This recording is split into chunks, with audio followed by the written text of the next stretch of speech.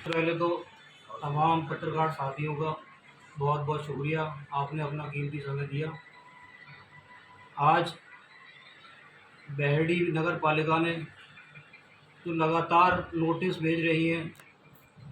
चाहे दुकानों का हो मकानों का हो, उसमें नगर पालिका ने अपने ग्रह कर और जल कर के नोटिस भेजे हैं। वो नोटिस इतने रुपए के हैं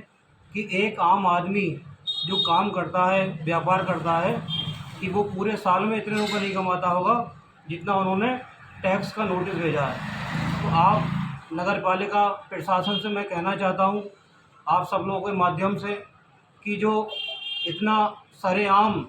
जो टैक्स लगाया जा रहा है, जो इतना बड़ा टैक्स बहेड़ी के इतिहास में, क्या पूरे उत्तर प्रदेश के इतिहास में कोई ऐसा डिस्ट्रिक्ट नहीं है, कोई ऐसा शहर नहीं है जहाँ पे इतना बड़ा टैक्स वसूला जाता हो। तो मैं आप सब लोगों के माध्यम से नगर पालिका प्रशासन की ओर ध्यान दिलाना चाहता हूँ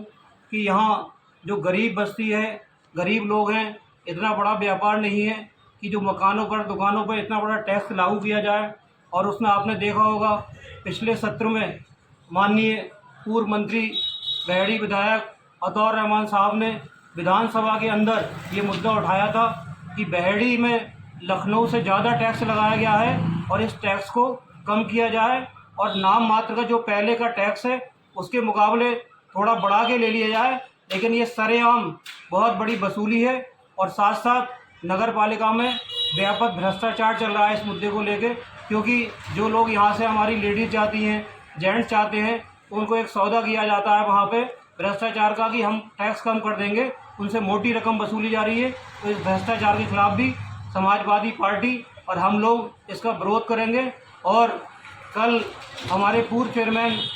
नसीम अहमद साहब ने एक ज्ञापन दिया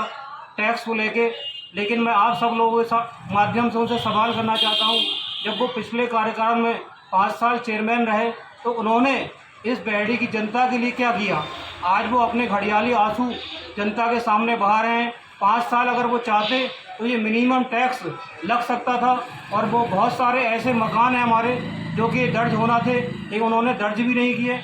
उन्होंने पूरा भ्रष्टाचार किया पिछले कार्यकाल में और उन्हीं की तर्ज पे आज जो मौजूदा चेयरमैन है वो भी भ्रष्टाचार में लिप्त है। इसीलिए मैं माननीय पूर्व चेयरमैन पति से भी ये पूछना चाहता हूँ कि आपने अपने कार्यकाल में कितने लोगों की मदद की, आपने अपने कार्यकाल में कितने लोगों की रजिस्ट्री नाम दर्ज की नगर पालिका में। तो आप घड़ियाली आंसू मत बहाइए, जनता सब देख रही है, जनता सब जानती है कि आपने पिछले 5 साल में बहुत भ्रष्टाचार किया है। कहीं कोई आपने टैक्स लागू नहीं किया कम से कम वाला, तो आपको ये जिम्मेदारी दी गई थी कि आप कम से कम टैक्स लागू करें जिससे लोगों का भला हो। लेकिन आदमी वही कामयाब होता है जो पद पर रहते हुए भी लोगों की सेवा करे और बिना पद पर रहते हुए भी लोगों की सेवा करे। हम समाजवादी पार्टी के लोग माननीय विधायक अतौर रहमान साहब के नेतृत्व में हमने विधानसभा में भी ये मुद्दा उठाया। हम लगातार डीएम साहब से भी इस मामले को लेके मिल चुके हैं और आगे भी मिलेंगे। जो भी होगा, हम बहेड़ी की जनता के लिए मैं एक कहना चाहता हूँ कि हम हर तरह से कोशिश करेंगे